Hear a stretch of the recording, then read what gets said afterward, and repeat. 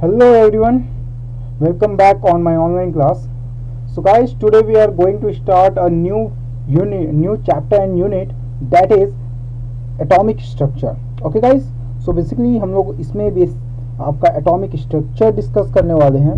So guys, what is a atomic structure? So basically इसमें atoms, सब atomic particles, electron, proton, neutrons, इन सब के बारे में अच्छे से डिटेल से स्टडी करेंगे. ओके तो आपके जो बुक है, जो ऑल इन वन बुक है, उसमें किसी एक पार्टिकल्स को लेके उसका ऑल डिटेल पहले ही चैप्टर में दिया हुआ है. ओके बट मैं पहले जितने भी सब एटॉमिक पार्टिकल्स है like electron, proton and neutron, उन सब को पहले डील करूंगा. देन मैं उस उनके जो मैथ न्यूमेरिकल क्वेश्चंस है उसको सॉल्व करूंगा. ओके गाइस, सो बेसिकली देखो, इसमें पहला है आपका discovery of electron. Okay so read करो इसको. तो रीड में देखो भाई क्या है. Cathode ray were discovered by William Crook and J T Thomson. Most important guy, William Crook and J T Thomson, using a cylinder hard glass tube filled with two metallic electrode. Okay guys, metallic electrode. This tube was known as discharge tube. They pass electricity 10,000 volt. भाई देखो हुआ क्या. हुआ ये कि जो scientist थे William Crooks and J T Thomson, उन्होंने क्या किया था, एक कैथोड रे का डिस्कवर किया था. कैथोड रे जिसको हम लोग इलेक्ट्रॉन का रे ही बोलते हैं. उस टाइम क्या हुआ, जनरली ये डायग्राम देखो आप, ठीक है, ये जो डायग्राम दिख रहा है, तो यहाँ पे दो तीन चीज़ें समझ में आई कि ये जो एक ट्यूब हुआ, ठीक है, जैसे जो साइंटिस्ट थे उन्होंने क्या किया था, एक ट्यूब लिया. ये जो ट्यूब था ये बहुत ज़्यादा, ये जो ग्लास ट्यूब है बहुत ज़्यादा क्या था भाई, हार्ड ग्लास ट्यूब था, जिसको हम लोग CRT ट्यूब बोलते हैं. जैसे जो पुराने टाइम में जो टीवी आता था ना, अभी तो LCD आ रहा है, LED आ रहा है, जो पुराने टाइम के जो टीवी होते थे उनमें देखना एक क्रिस्टल डिस्प्ले होता था, ठीक है, जिसको CRT डिस्प्ले बोला जाता था. तो CRT डिस्प्ले टाइप का एक ट्यूब रखा उन्होंने. ओके दोनों साइड क्या किए थे, मेटालिक प्लेट्स लगा दिए थे, यहाँ भी और यहाँ भी. क्या यूज किए, metallic electrodes. Electrodes means metallic plates लगा दिए. ओके देन इनके बीच इन्होंने फिर कैथोड और एनोड के चार्जेस सेट किए. Cathode charges means minus, anode means plus, और इनको फिर बैटरी से क्या कर दिया, जोड़ दिया. ठीक है, बैटरी से क्या क्या कर दिया, इनको जोड़ दिया गया बैटरी पावर से. ओके अब बैटरी से इनको पावर सप्लाई हुआ, करंट सप्लाई हुआ. ओके अब ये जो ट्यूब था गाइस, इसको दो नाम से जानते हैं. एक बोलते हैं गैस डिस्चार्ज ट्यूब और कैथोड रे ट्यूब. ओके याद रखना, gas discharge tube and cathode. So इन्होंने बेसिकली कितना इलेक्ट्रिसिटी पास किया था, 10,000 वोल्ट. याद रखना 10,000 वोल्ट पावर, यानी आपका 10 किलो वोल्ट पावर इसमें क्या किया था गाइस, पास किया था. इतना ज़्यादा पावर. ओके एंड जब इन्होंने इतना हाई पावर डिस्चार्ज किया, उसी टाइम इन्होंने एक बहुत इंपॉर्टेंट काम किया था कि इन्होंने क्या किया, इसके अंदर जो गैस फिल था, पहले से ही गैस होता ही है, तो उसको गैस को क्या कर दिया था, जो गैस का जो प्रेशर था, यानी गैस को बहुत ही ज़्यादा रेड्यूस कर दिया, मतलब कम कर दिया. अब यहाँ पे क्या था, गैस रेड्यूसिंग था, प्रेशर क्या था, बहुत ज़्यादा कम था. मीन्स प्रेशर क्या है भाई, बहुत ज़्यादा, प्रेशर लो है, और वोल्टेज क्या है, वोल्टेज हाई है. इंपॉर्टेंट टर्म है, याद रखना. अगर प्रेशर आपका क्या है, लो है, और वॉल्यूम जो है, वोल्टेज जो है वो हाई है, तो इसका मेन इफेक्ट बहुत ज़्यादा रेस पे पड़ती है. अब जैसे इसमें पावर सप्लाई हुआ, यहाँ से जैसे करंट यहाँ पे आया, तो यहाँ पे क्या, एक ब्लू कलर का रेज क्रिएट हो गया, और ये ब्लू कलर का रेज डायरेक्टली क्या हुआ, मूव आउट किया. बात को समझो, blue rays emerged from the cathode. जो कैथोड था वहाँ से एक ब्लू रेज क्या हुआ, इमर्ज हुआ, पैदा हुआ, और यहाँ से वो ब्लू रेज जो था, this rays were termed as cathode rays. ये जो रेज है इसको क्या नाम दिया गया, कैथोड रेज का. तो याद रखना भाई, कैथोड रेज का कलर ब्लू. ठीक है, कैथोड रेज का कौन सा कलर है, ब्लू कलर. ओके इतना समझ में आया कि जो ब्लू रेज है इमर्ज हुआ, ये सब. अच्छा अब बेसिकली हम लोग जानते हैं कि ये जो कैथोड है, यहाँ से क्या प्रोड्यूस हुआ भाई, आपका ब्लू. ब्लू कलर मीन्स हुआ ब्लू रेडिएशन. याद रखना, ब्लू रेडिएशन. ये जो ब्लू रेडिएशन था गाइस, इस ब्लू रेडिएशन को ही क्या बोला गया था, हम लोग कैथोड रेज बोले थे. ओके याद रखो भाई, कैथोड रेज बोले थे. ओके तो ये सारा मेन जो टेक्निक है वो इम्पॉर्टेंट हो जाता है. अगर ये जो इलेक्ट्रॉन है, यानी जो कैथोड रेज है, वो अगर नेगेटिव चार्ज से कैथोड से रिमूव क्रिएट हो रही है, ठीक है, तो फिर समझो ये किसके डायरेक्शन पे फ्लो करेगी, प्लस डायरेक्शन पे, एनोड की ओर क्या होगी, फ्लो करेगी। ओके, तो ये प्लस माइनस का मेथड, तो भाई जो चीज़ माइनस से पैदा हो रही है वो भी तो क्या होगी, माइनस ही होगी, यानी नेगेटिव ही होगी। ओके, तो इस तरह क्या हुआ, जो इलेक्ट्रॉन था उसका डिस्कवरी हुआ और उसको फिर कौन से चार्ज से शो किया गया, माइनस चार्ज से। ओके ओके, अब इसके कुछ इंपॉर्टेंस देखो गाइस, इंपॉर्टेंस के बेस पे देखो। ये कुछ एक्सपेरिमेंटल व्यू है, ये जो CRT होता है ना, क्रिस्टल डिस्प्ले, ये क्रिस्टल डिस्प्ले है और इसमें बेसिकली हम लोग क्या कर रहे हैं, इधर प्लस चार्ज है और इधर क्या है, माइनस चार्ज है। तो प्लस और माइनस के अकॉर्डिंग इसमें कुछ सेटअप हुआ है। ओके, तो यहाँ से बेसिकली क्या हो रहा है, चार्ज क्रिएट हो रहा है और ये चार्ज की जो रेज है वो क्या है, मूव ऑन कर रही है। अब इसके अकॉर्डिंग कुछ कॉन्सेप्ट है जो क्लियर करते हैं हम लोग, प्रॉपर्टीज। ठीक है, तो कैथोड, जो कैथोड रेज हैं उनकी कुछ प्रॉपर्टीज है गाइस, उन प्रॉपर्टीज को देखते हैं। ठीक है, so first property, what is the say of the first property. Property first क्या बोलता है guys, cathode rays travel in straight line. जो कैथोड रेज होता है वो क्या होता है भाई, स्ट्रेट लाइन में ट्रेवल करता है। ओके, कौन से लाइन में, स्ट्रेट लाइन, यानी जो रेज है वो हमेशा स्ट्रेट लाइन में ही होगा। फर्स्ट प्रॉपर्टी याद रखना। Second, cathode rays produce mechanical effect. Okay guys, समझो, mechanical effect as they can rotate the wheel placed in their path. भाई मैकेनिकल इफॉल्ट क्या होता है, अगर समझो यहाँ पे बेसिकली ये जैसे ये ट्यूब है, ठीक है, ये ट्यूब दिख रहा है, ये ट्यूब है, अगर मैं ट्यूब के इस साइड में कोई व्हील लगा दूँ, व्हील मतलब जानते हो ना, छोटा सा फैन ऐसा।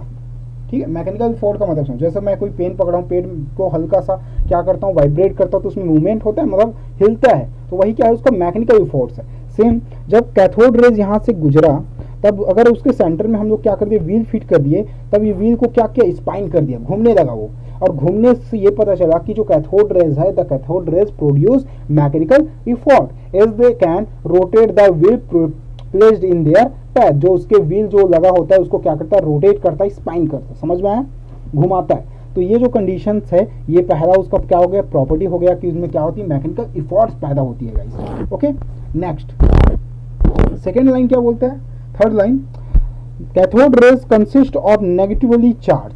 ठीक है, cathode rays consist of negatively charge particles known as electron. Cathode rays consist of negatively charge placed particles known as electron. तो भाई उसको फिर क्या बोला गया, इलेक्ट्रॉन बोला गया। जो कैथोड रेज जो प्रोड्यूस हुई, जो नेगेटिव चार्ज की होती थी, उसको क्या बोला गया, इलेक्ट्रॉन बोला गया गाइस, याद रखना। उसके बाद नेक्स्ट है, cathode rays travel with high speed. जो कैथोड रेज होता है गाइस, वो क्या होता है, हाई स्पीड से क्या करता है, ट्रेवल करता है, बहुत ज़्यादा स्पीड होता है। भाई स्पीड तो हो गई कितना भाई, 1000 किलो वोल्ट, यानी 10,000 वोल्ट जब पावर देंगे तो कोई भी रेज जो होगा वो स्पीड प्रोवाइड करेगा ही करेगा। Okay, next property of cathode rays. Okay, next point देखो, when cathode rays fall on heavy metals. Okay guys, points को समझो, when cathode rays falls on heavy metals, heavy metals पे क्या हो रहा है, फॉल हो रहा है, गिर रहा है, देन एक्सरे आर प्रोड्यूस। क्या प्रोड्यूस हो रहा है, एक्सरे। सो गाइस, एक्सरे कब प्रोड्यूस होता है पता है किसी को, एक्सरे प्रोड्यूस होने के लिए दो कंडीशन चाहिए होता है, हाई वोल्टेज और मेटेलिक प्रॉपर्टीज। अगर कोई भी मेटल है, अगर उसमें मैं हाई वोल्टेज दे रहा हूँ, ठीक है, तो हाई वोल्टेज की वजह से जो भी मेटल होगा वो वोल्टेज क्या करता है, जैसे ये मेटल है, कोई भी मेटल है, सपोज ले लो कोई भी मेटल है, ठीक है, जैसे कि आपका सोडियम ही है, इस मेटल के बाहर क्या होता है, इलेक्ट्रॉन होता है।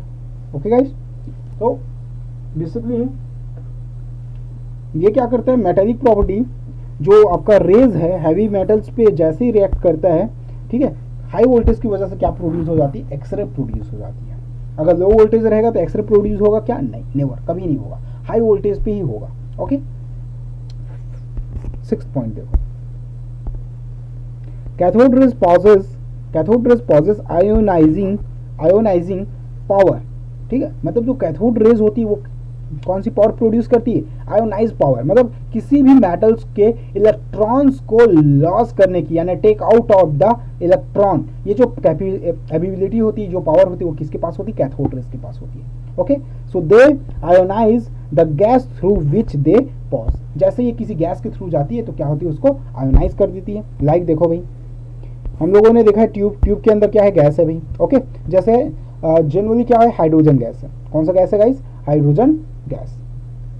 बात को समझना है यहाँ पे, जैसे हाइड्रोजन गैस है तो हाइड्रोजन के पास क्या होगा भाई, उसके इलेक्ट्रॉन्स होंगे, एक H+ होगा, एक इलेक्ट्रॉन होगा, ठीक है।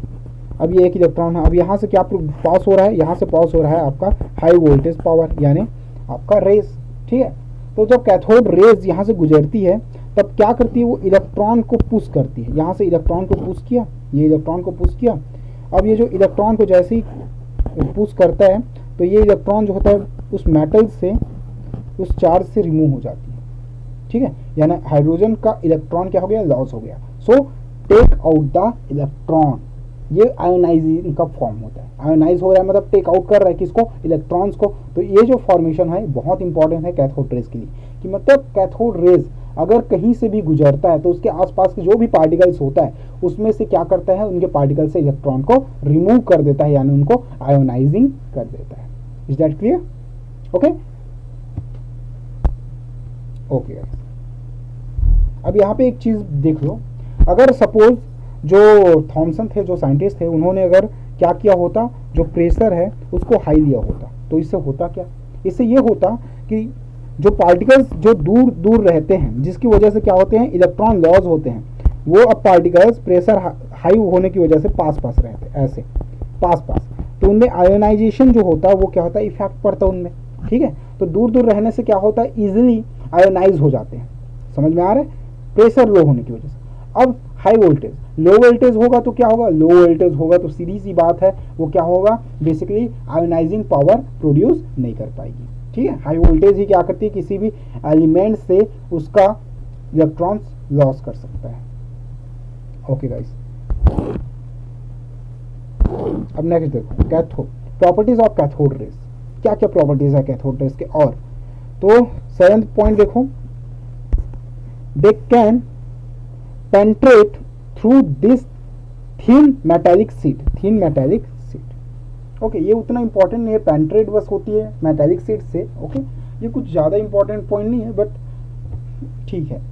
जब हमको जो मेन फोकस करना है गाइस वो है 8 नंबर के पॉइंट पे। तो 8 नंबर क्या बोल रहा है वो देखो, 8 बहुत ही इंपॉर्टेंट है, ठीक है।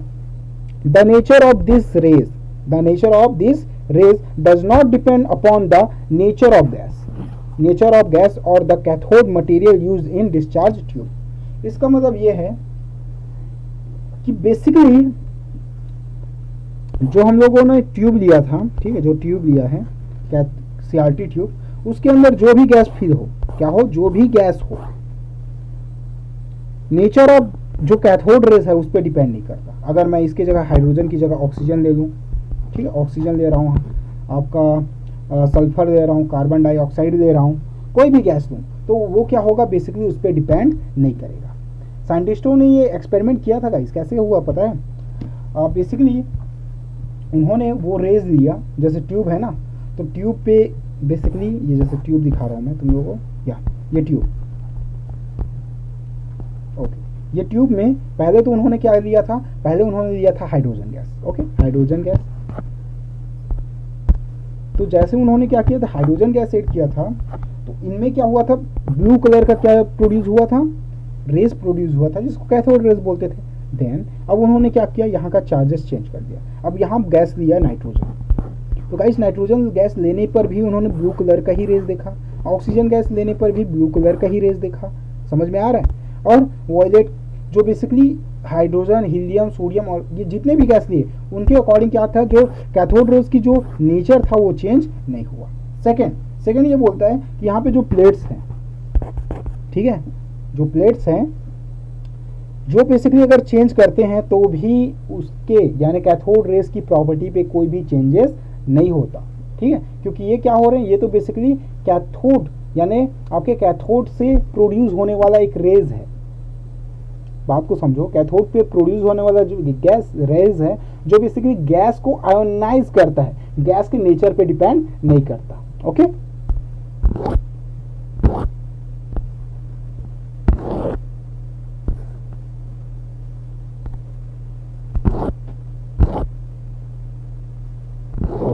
नेक्स्ट भाई ये तो जो था हम लोगों का क्या था, कैथोड रेज की प्रॉपर्टी है गाइस, ये बहुत इंपॉर्टेंट है। बस इसमें जो मेन पॉइंट्स हुआ है वो आप याद रखो, तो ये आपका क्लियर हो जाएगा। ठीक है, मतलब जो 8 पॉइंट का एक और बता रहा हूं मैं, नेचर ऑफ गैस का मतलब होता है इंडिविजुअली जो नेचर ऑफ गैस है उस पर डिपेंड कर, चाहे आप कोई भी गैस दे दो, ठीक है, बस हाई स्पीड होना चाहिए, हाई वोल्टेज होना चाहिए और लो प्रेशर होना चाहिए। ऐसे कंडीशंस में आपके बेसिकली क्या होते हैं, कैथोड रेज जो होते हैं वो प्रोड्यूस होते हैं।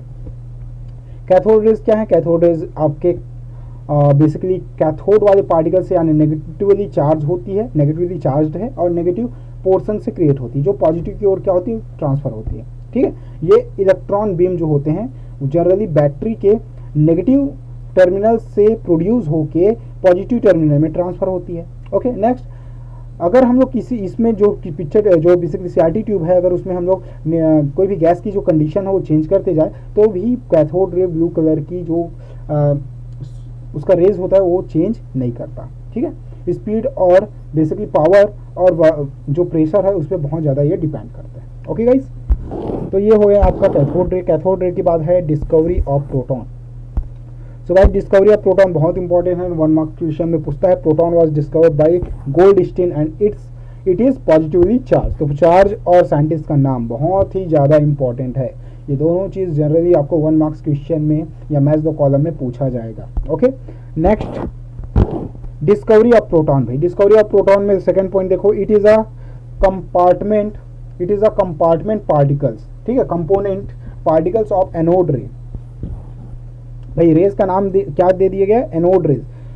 जो देखो जो कैथोड से निकला है, जो कैथोड से प्रोड्यूस हुआ गैस उसको कैथोड रे बोला गया, और जो एनोड से प्रोड्यूस हुआ उसको क्या बोला गया गाइस, एनोड रे। गोल्डस्टीन 1886 यूज, ठीक है, परफोरेटेड कैथोड। परफोरेटेड कैथोड क्या होता है ये भी बता देता हूं मैं। In the discharge tube and repeated cathode ray experiment and observe the formation of anode rays.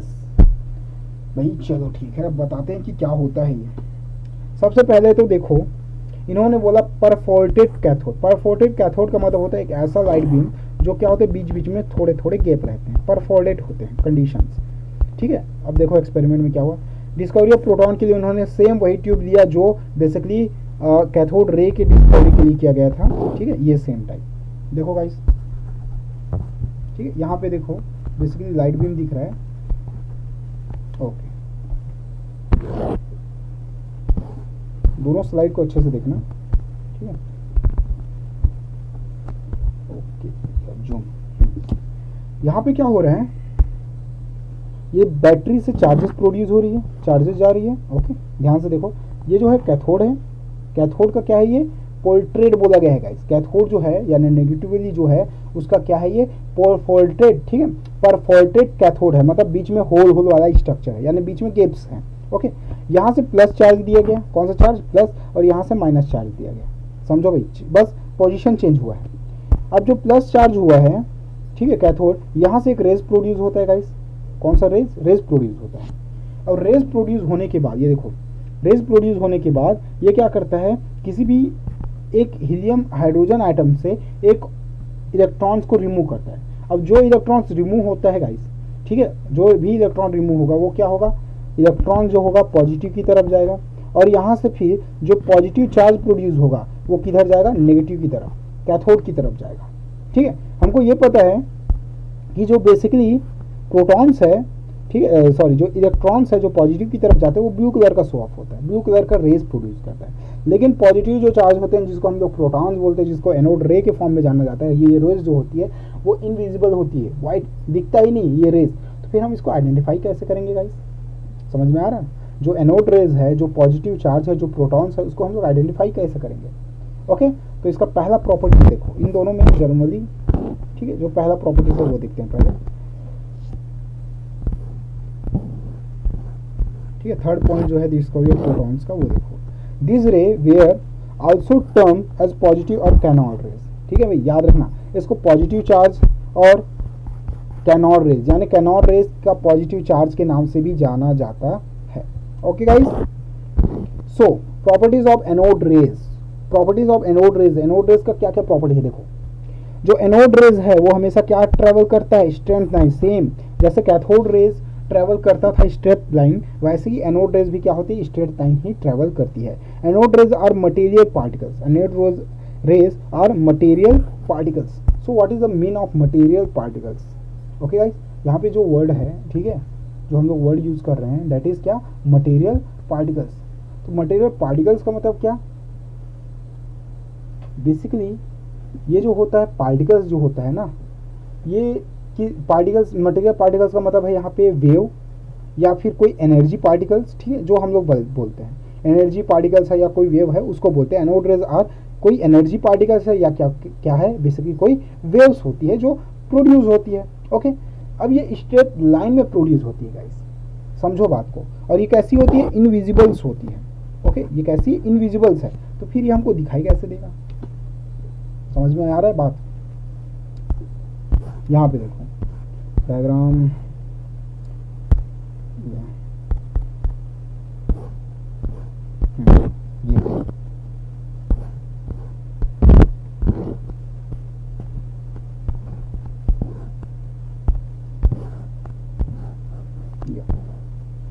ये जो ट्यूब है गाइस, ठीक है, ये क्या है, एनोड है। ओके, बेसिकली क्या है ये, एनोड। जो पॉजिटिव चार्ज है, पॉजिटिव चार्ज प्लस चार्ज है। ओके, ये जो है आपका कैथोड है, कैथोड, ये कैथोड जो नेगेटिवली चार्ज है। अब जब हाई वोल्टेज पावर दिया जाता है तो क्या होता है, यहाँ से कैथोड से एक रेज प्रोड्यूस होती है डैट इज ब्लू कलर की, जिसको बोलते हैं क्या भाई, कौन सा रेज, कैथोड रेज। ये कैथोड रेज हाइड्रोजन में से एक इलेक्ट्रॉन को क्या करती है, रिमूव करती है, और ये इलेक्ट्रॉन पॉजिटिवली चार्ज की तरफ जाती है, एनोड की तरफ जाएगी। ओके गाइस, अब यहाँ से एनोड से बेसिकली एक रेज आती है जिसको हम लोग क्या बोलते हैं भाई, एनोड रेज। ये एनोड रेज बेसिकली क्या होता है, जब इससे हीलियम से एक पॉजिटिव चार्ज रिमूव होता है तो पॉजिटिव चार्ज क्या होता है, बेसिकली नेगेटिव की तरफ क्या होती है, अट्रैक्ट होती है। समझ में आ रहा है? कैथोड रेज गया, हाइड्रोजन को रिमूव किया, एक इलेक्ट्रॉन रिमूव हुआ, ये इलेक्ट्रॉन फिर क्या हुआ, एनोड की तरफ जाके टर्मिनल से जुड़ गया। अब जब ये नेगेटिव चार्ज निकल गया तो हाइड्रोजन में बेसिकली जो हाइड्रोजन होता है उसमें क्या हो गया, H पॉजिटिव चार्ज बच गया। अब ये पॉजिटिव चार्ज क्या हुआ, नेगेटिव की तरफ अट्रैक्ट हो गया। बट नेगेटिव तरफ अट्रैक्ट तो होता है, बट ये क्या है, स्ट्रेट लाइन में होता है, सीधा जाएगा। लेकिन ये बेसिकली क्या है भाई, एक एनर्जी वेव्स के फॉर्म में है जो इनविजिबल्स होती है। फिर ये दिखेगा कैसे, ये दिखेगा कैसे, इसके लिए यूज करते हैं हम लोग यहाँ पे एक स्पेशल टाइप का लेयर। ओके गाइस, क्या यूज करते हैं, एक स्पेशल टाइप का लेयर जिसको बोलते हैं आप जिंक सल्फाइड। क्या है, जिंक सल्फाइड, ZnS। ये जिंक सल्फाइड का स्पेशल हम लोग एक लेयर यूज करते हैं जिससे जैसे ही पॉजिटिव चार्ज इस लेयर पे पड़ता है ना तो क्या होता है, उसका एक शैडो बनता है। शैडो समझ रहे हो ना, एक उसका क्या है, शैडो बन रहा है, या वो एक लाइटिंग बीम जैसा दिखता है जिससे ये पता चल जाता है कि वो क्या है, एक स्ट्रेट लाइन में मूव कर रहा है। प्रोड्यूस तो हो रहा है वो पता चल जाएगा, क्योंकि यहाँ पे क्या है, जिंक सल्फाइड का क्या है, एक लेयर है, बीम से पता चल रहा है कि कोई रेस प्रोड्यूस हो रही है, ठीक है। लेकिन स्ट्रेट है, ये कैसे पता चलता है, यहाँ पे शैडो बनती है, स्ट्रेट जाएगा तो स्ट्रेट का एक शैडो बन जाता है। ओके, तो शैडो कनेक्शन होता है। Next,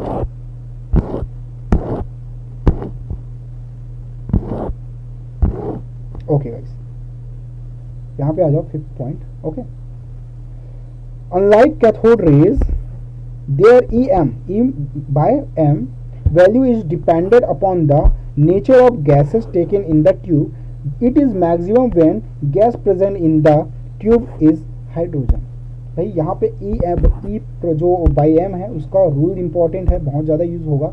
so what is E by M? जो आपका E by जो M होता है गाइस, ये एक्चुअल में कुछ नहीं, ये स्पेशल होता है। E का होता है चार्ज ऑफ, याद रखो, charge of particles, charge of particles, particles. Okay guys, ये आप लिख सकते हो, charge of particles divided by m जो होता है वो होता है मास ऑफ पार्टिकल्स। ओके, याद रखना, मास ऑफ पार्टिकल्स। ओके, यहाँ पे नहीं बनेगा बट आप लोग लिख सकते हो। सो E का हो गया आपका चार्ज ऑफ पार्टिकल्स और M का हो गया आपका मास ऑफ पार्टिकल्स, ठीक है, यानी E by M। भाई हम लोग ये नहीं बोल सकते कि जो कोई भी इलेक्ट्रॉन है, यानी समझो कोई भी पार्टिकल, सब एटॉमिक पार्टिकल्स है, वो मोटा है, छोटा है, बड़ा है, कितना वेट है, ये सब नहीं, तो उसको हम लोग E/m से रिप्रेजेंट करते हैं, ठीक है।